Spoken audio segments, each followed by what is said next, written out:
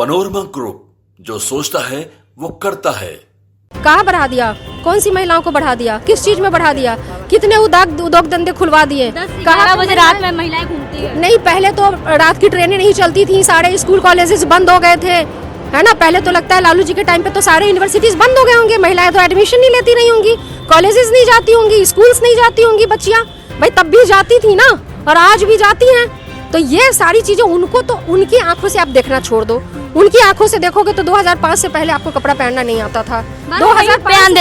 2005 से पहले या आपने अपनी मम्मी रही होंगी या कोई भी रहा होगा, वो सुंदर भी नहीं दिखती थी, है ना। वो 2005 का जो नीतीश कुमार जी ने जो चश्मा लगाया है ना, उसके बाद से सारी चीजें, वो क्या सोचते हैं वो छोड़ दीजिए। उनके राज्य काल में, उनका जो कार्यकाल है जो 20 वर्ष होने जा रहा है, उसमें उन्होंने बिहार को क्या दिया है, इस पर बात करने की जरूरत है। उन्होंने नमस्कार, आप देख रहे हैं न्यूज़ अब। मैं हूं आपके साथ शिखा सिंह। देखिए हमारे साथ रितु जायसवाल जी, उनसे बातचीत करेंगे कि आज जो है नरेंद्र मोदी बिहार आने वाले हैं। बिहार दौरे पे इसी साल जो है चुनाव भी है, तो क्या कुछ कहना है उनका, देखिए बातचीत करते हैं। मैम, आज नरेंद्र मोदी आने वाले हैं बिहार में, भागलपुर में कृषि से मिलने के लिए आ रहे हैं। मिले आकर के, मगर पहले जवाब दें अपने उन वादों का जो उन्होंने कहा था कि 2021 से पहले तक किसानों की आय दोगुनी हो जाएगी।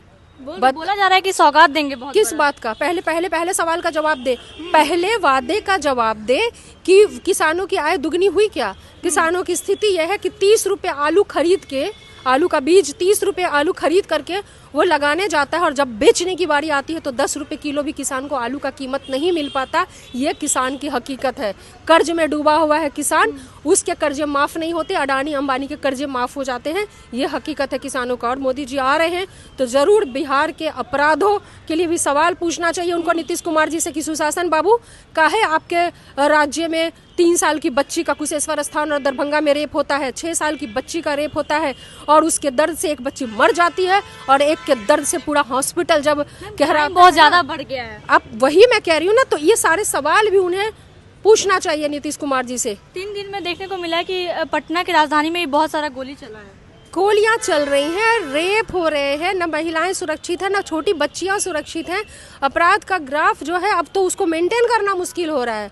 वो कहते हैं ना कि वो पेपर के फोल्ड से बाहर जा रहा है। लेकिन बार जो नीतीश कुमार कहते हैं कि क्राइम जो है बहुत कंट्रोल में है। अगर उनको ये लगता है तो आप खुद देख ली, मीडिया आपके पास है, माइक आपके हाथ में है, और अपराध की घटनाएं आप रोज पढ़ रही हैं, वो सबको पता है।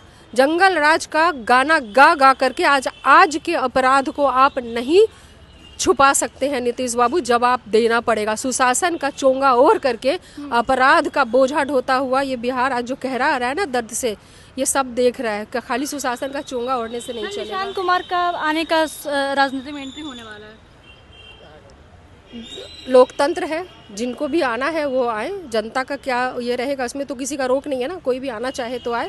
मगर इस पर जो कहते थे खुद उनके पिताजी कि परिवारवाद को लेकर के कहते थे कि वो हमेशा से वो ये आरोप लगाते रहे हैं, तो उनको भी ये चीज़ याद रखना चाहिए। बाकी रही राजनीति में तो किसी की इच्छा रहे, कभी देर से आए कभी पहले आए, राजनीति है, सबका स्वागत है और जनता सबके ऊपर है। पोस्टर लगाया कि लालू के बच्चों का भविष्य बनाने के चक्कर में अपने बच्चों का भविष्य खराब ना करें।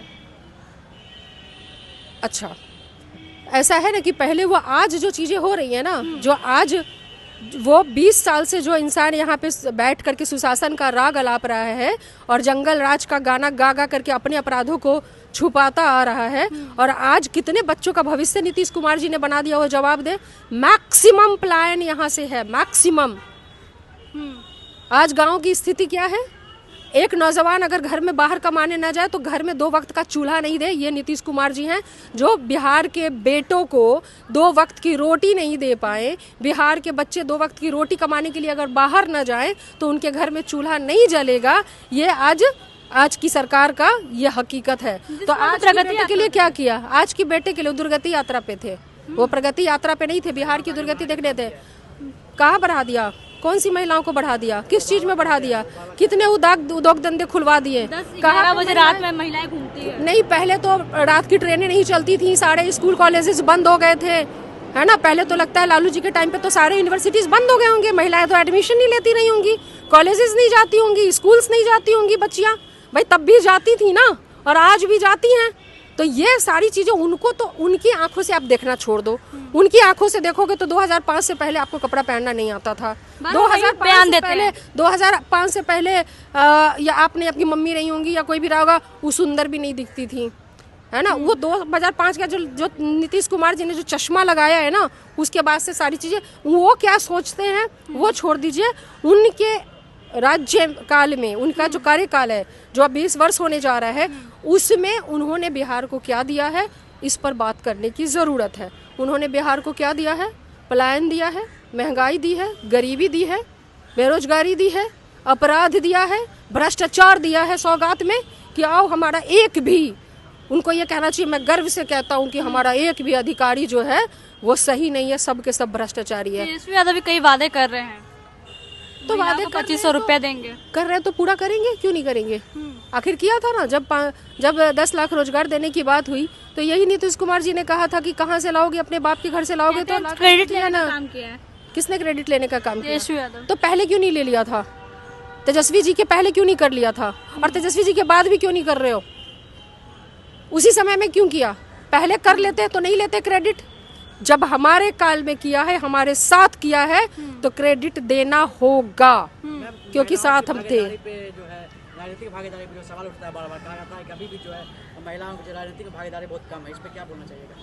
हमें लगता है कि वो मिलना चाहिए, बिल्कुल मिलना चाहिए, लेकिन मैं यहीं पर अभी भी मतलब इतना समय हो चुका है आज़ादी के बाद भी बिल्कुल सही, क्यों देखा जा रहा है? ये चीज़ें होनी चाहिए। और ये भी दुखद है कि कई बार ये भी देखने को मिलता है कि जहाँ पे महिला को मिलती है जिम्मेवारी, मगर पुरुष आ करके महिलाएं एक चेहरा बन करके रह जाती हैं। तो ऐसे में मैं कहती हूँ कि महिलाओं को सशक्त रूप से अपने अधिकार कि वो जीत के आई हैं, चाहे वो मुखिया जीत के आई हो, पंच सरपंच या विधायक या MP जीत के आई हो, वो जीती है, ना कि उनके तथाकथित ससुर या पति या बेटा जीता है। चाहे वो कोई हो, चाहे वो मेयर हो या कोई भी हो, उनको अपने हिसाब से काम करना चाहिए, क्योंकि वो अधिकार जनता ने उन्हें दिया है, ना कि उनके पुत्र, पिता और बेटों को दिया है।